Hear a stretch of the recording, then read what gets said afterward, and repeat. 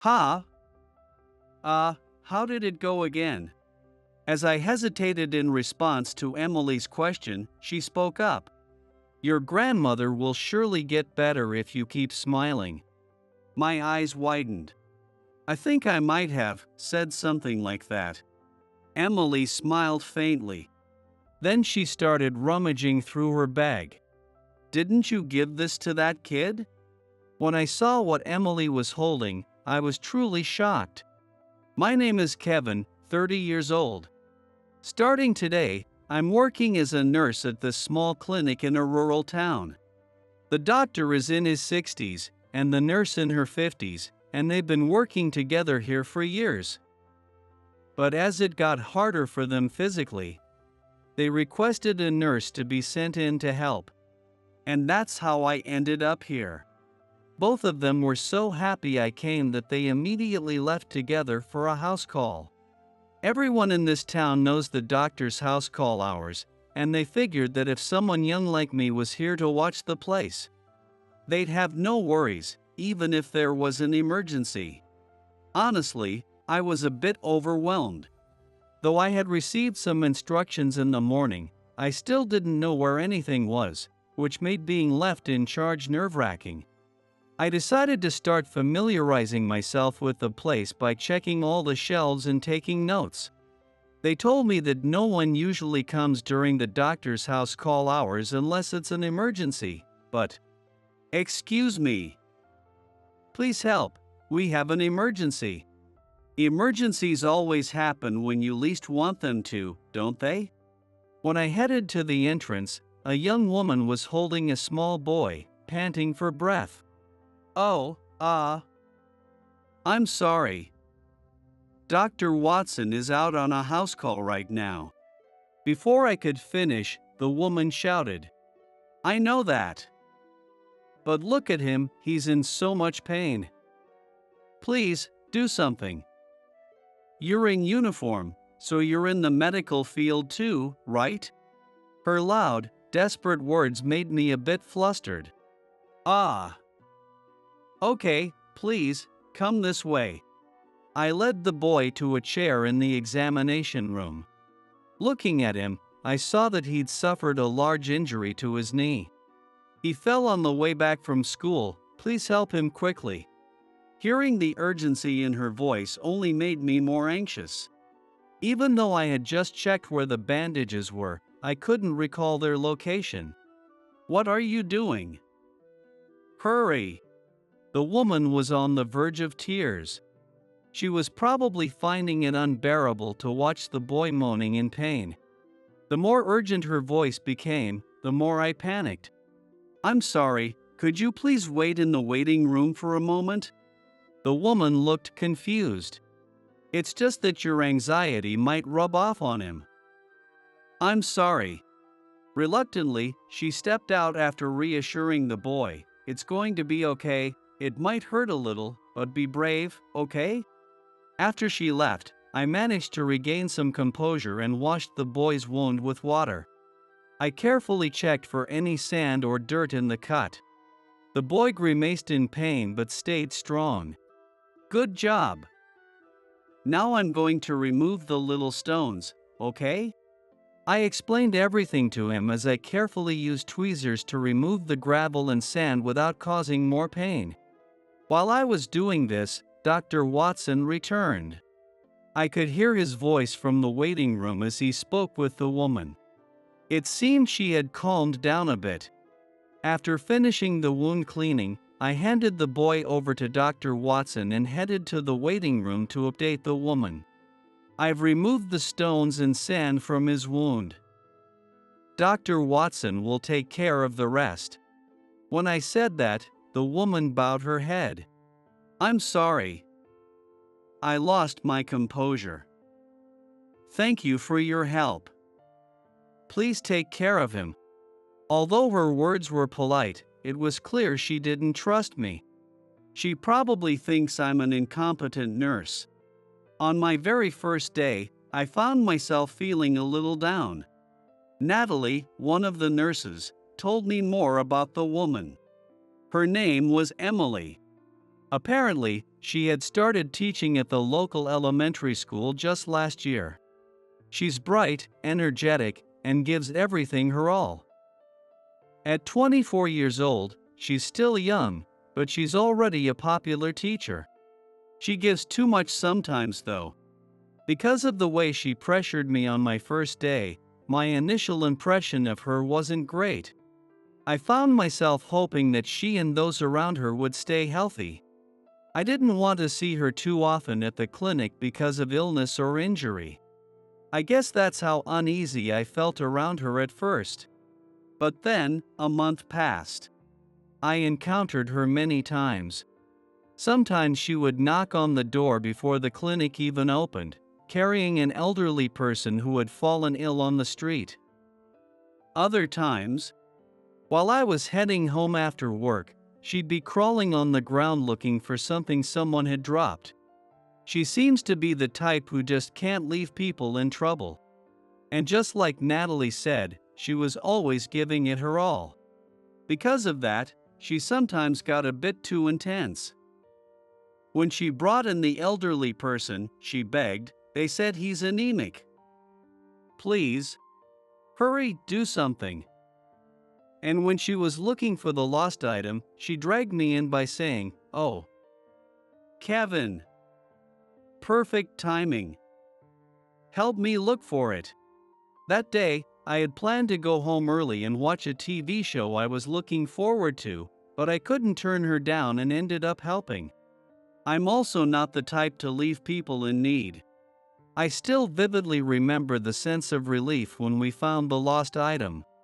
And the sight of Emily's radiant smile, as if she was celebrating her own success, has stayed in my mind ever since. Though my first impression of her wasn't the best, I couldn't stop thinking about that smile. I tried not to dwell on it too much. Then, one day during these routine encounters, Dr. Watson asked me to deliver some medicine to a patient, so I was walking through the town. It wasn't far, but driving there would have required navigating some narrow roads, so I decided to go on foot. It was a sunny break during the rainy season, and the air was a bit humid. As I walked, I started feeling a bit flushed. Just then, I heard a loud shout, which startled me. Looking toward the sound, I saw the local elementary school ahead. The elementary school, huh? I wonder if Emily's there. With that thought in mind, I glanced over at the school grounds, where I saw the children line up. As I kept walking, I realized it was some sort of group activity class. The PE teacher was loudly giving instructions. There were kids of all sizes, so it seemed like a whole school practice. This town doesn't have many children. I'd heard each grade only has a few students. As I kept watching, I spotted Emily standing there, rigid in her tracksuit. She looked incredibly tense. PE teachers, they always have such loud voices, and some of them can be pretty intimidating.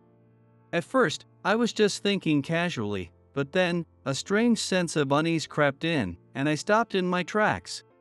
The PE teacher's voice was getting more and more frustrated, probably because the children weren't moving in sync. Then, in the next moment, I pushed off the ground and started running. At the same time, I heard a scream. As the crowd started to stir, I arrived at the school grounds. And then, one by one, the children began collapsing. I shouted at the top of my lungs, "It's heatstroke! Move the kids into the shade. Anyone who can, give them water. Fan them with anything you've got." At my words, Emily muttered hesitantly, "But should we really move them? Shouldn't we wait for Dr. Watson to arrive?" I shouted back, cooling their bodies down is the priority. "I'm a nurse. Trust me." Emily's immediate reply, "Yes," echoed, and the other teachers also sprang into action. I quickly called the clinic to have Dr. Watson bring any necessary supplies and asked them to rush over. Just in case, I also arranged for an ambulance. Meanwhile, the staff brought thermometers, ice pillows, and water from the infirmary. I went around checking the children, prioritizing the ones who needed help the most. I checked if they could say their names or drink water.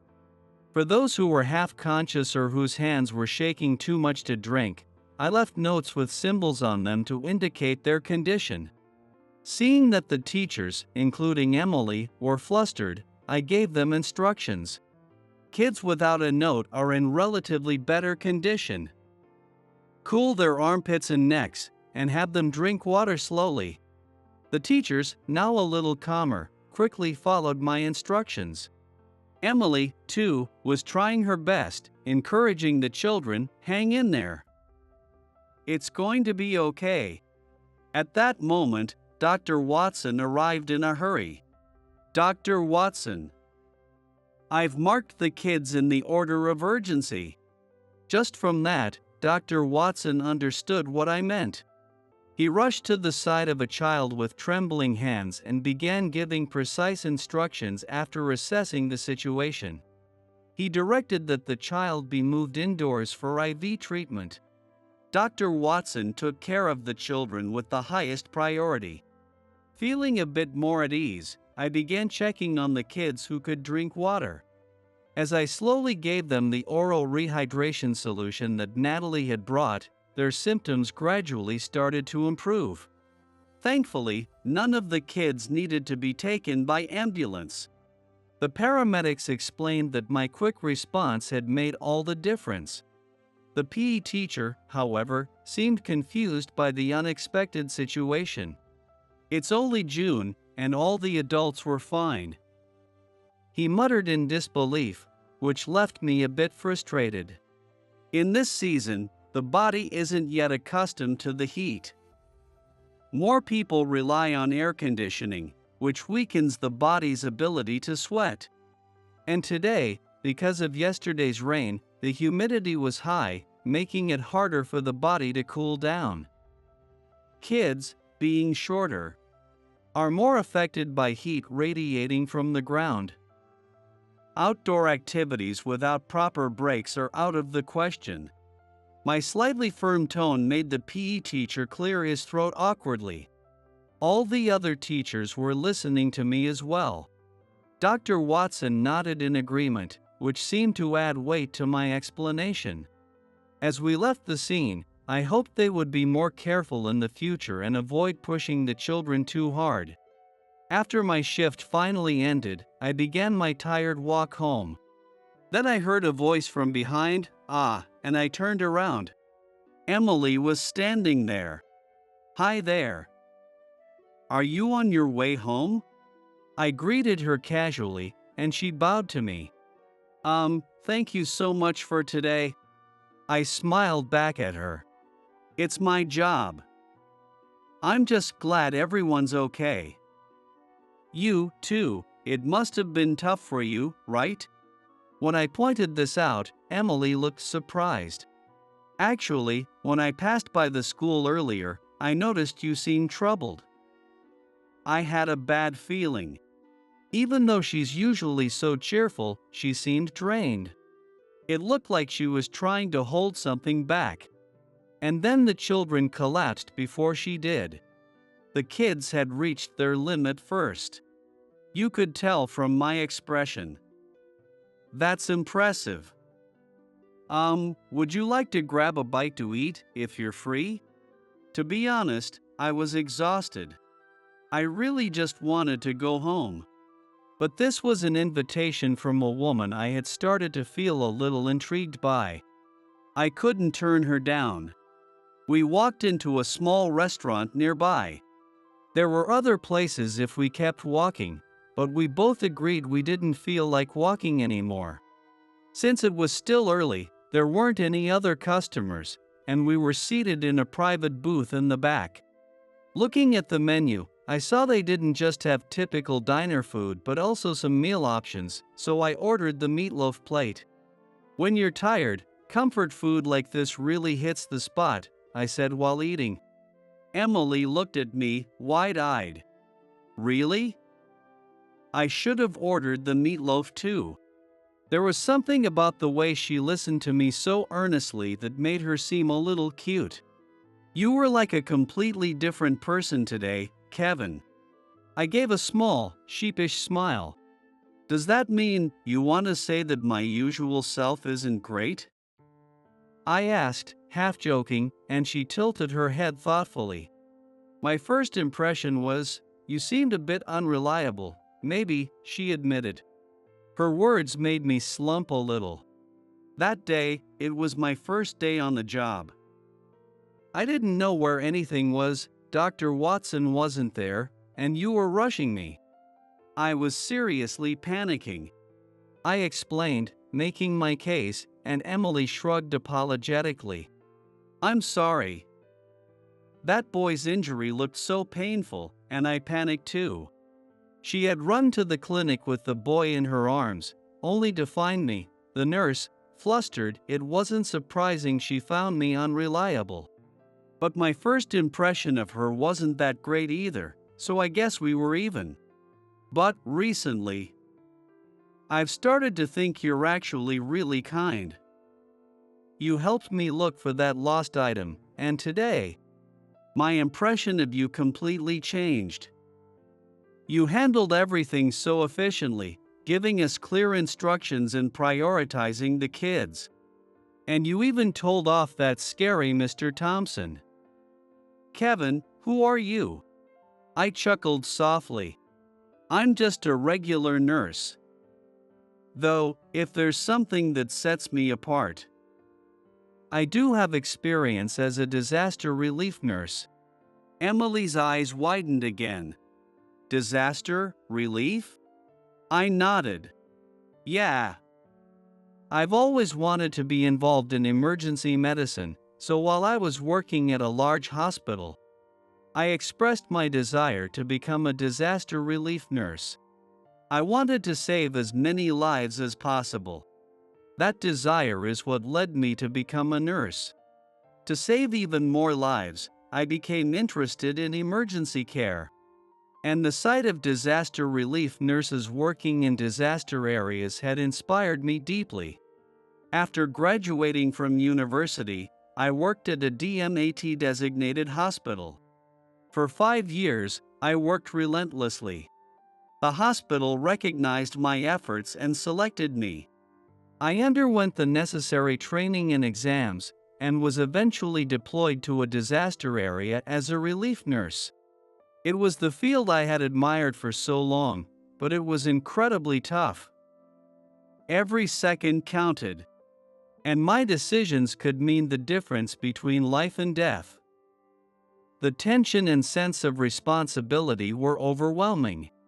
There was no time to comfort the anxious survivors. I was constantly forced to make difficult choices. But back then, I wanted to protect everyone, and I got scolded a lot for it. Emily softly murmured, "What did they scold you for?" I groaned a little, thinking, well, for example, scrapes and cuts are low priority medically, but they still hurt, right? I knew they should be dealt with later. But I'd hand out band-aids, or I'd comfort a little girl who looked like she was about to cry because her relative was in bad shape. Emily leaned in, clearly interested. What did you say to her? I furrowed my brow, trying to remember. How did it go again? As I hesitated, Emily spoke up. You told her, your grandmother will surely get better if you keep smiling. My eyes widened in surprise. I think I might have said something like that. Emily smiled faintly. Then she reached into her bag and pulled something out. Didn't you give this to that girl?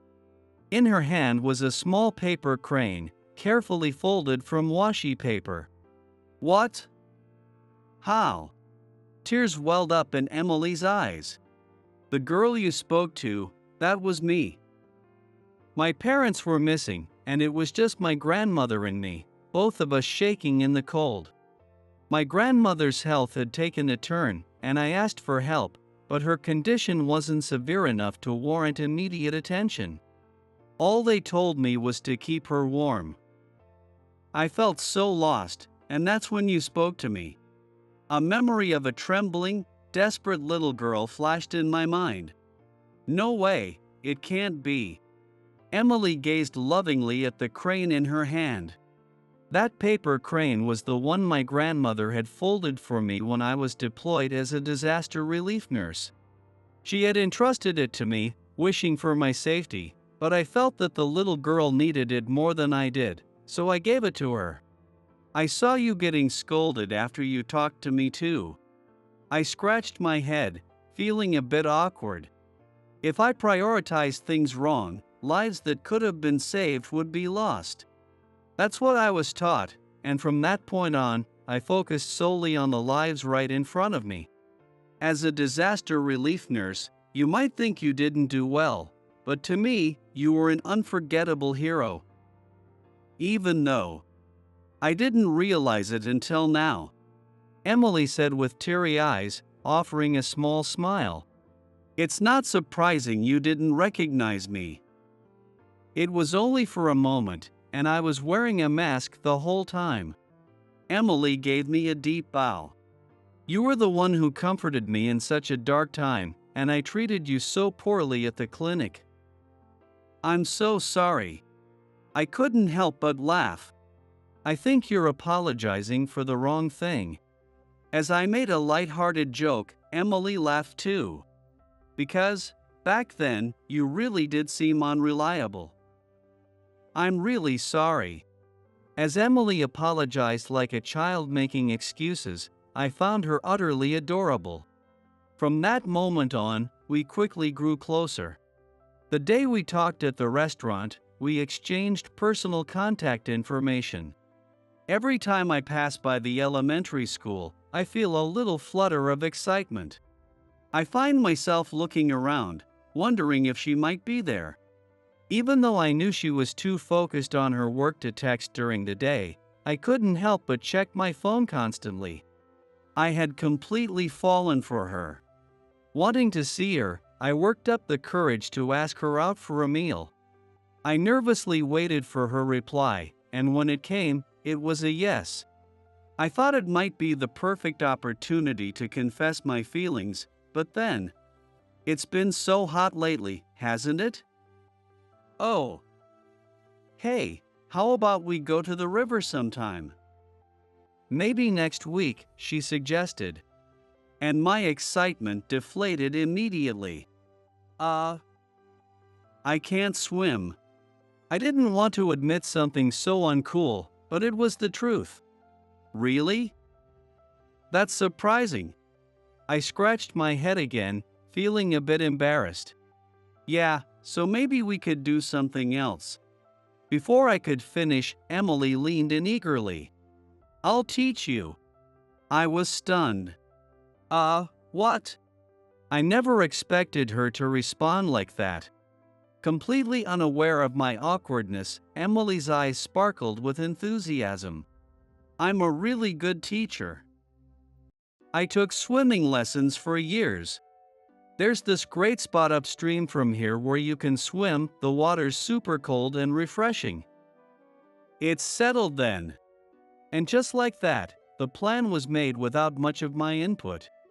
I honestly can't remember much of the conversation after that.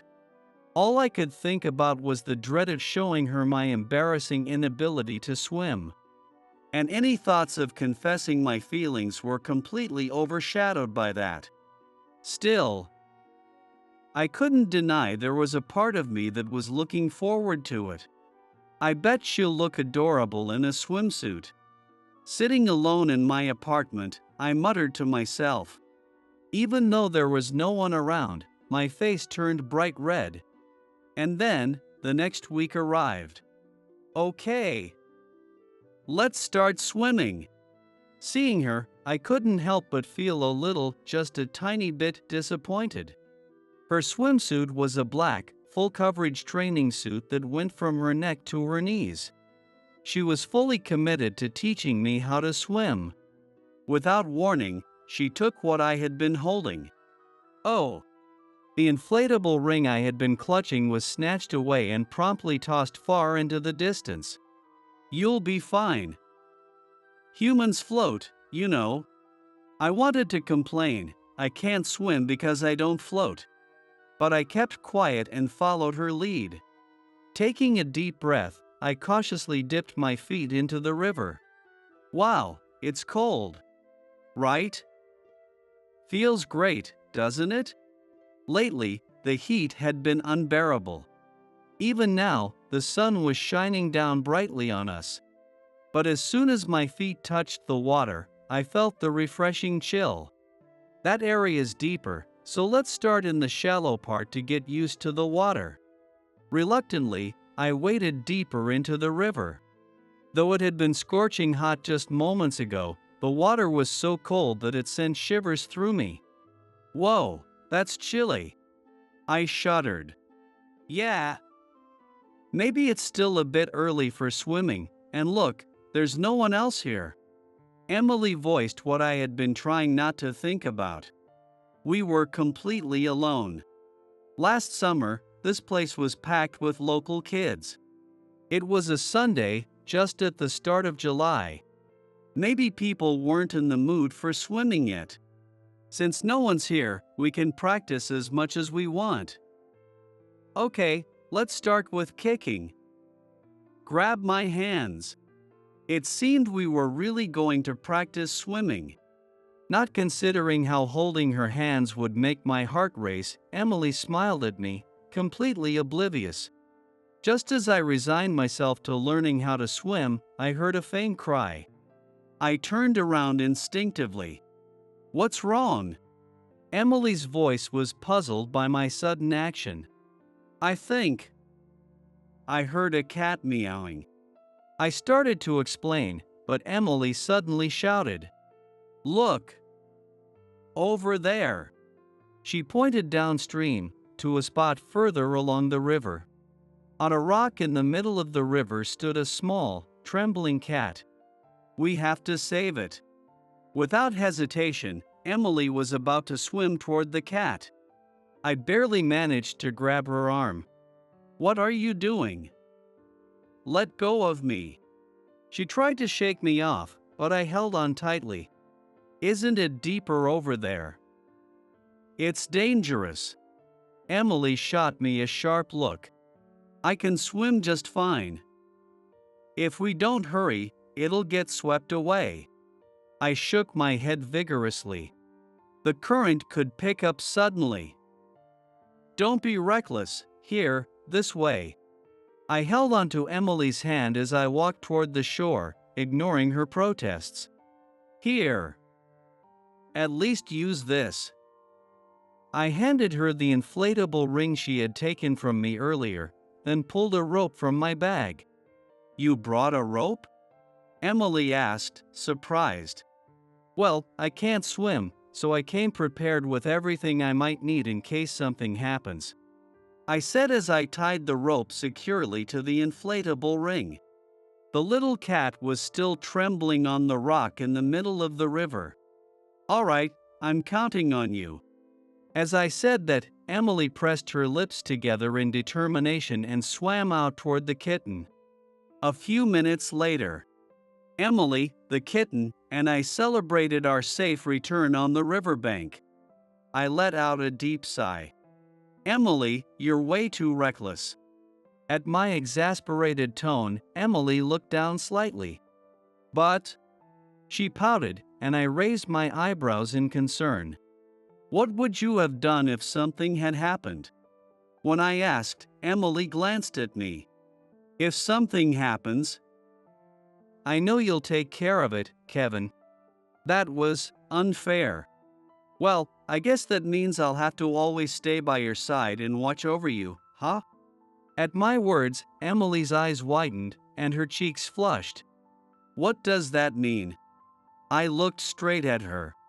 When you swam out to save that cat, your back looked so small, and I couldn't stop worrying. What if you didn't come back? That thought crossed my mind. So I decided, if you came back safely, I'd confess. Emily's face was bright red. I was probably just as red. I want to always stay by your side and look after you. Is that okay? Emily smiled warmly. Yes.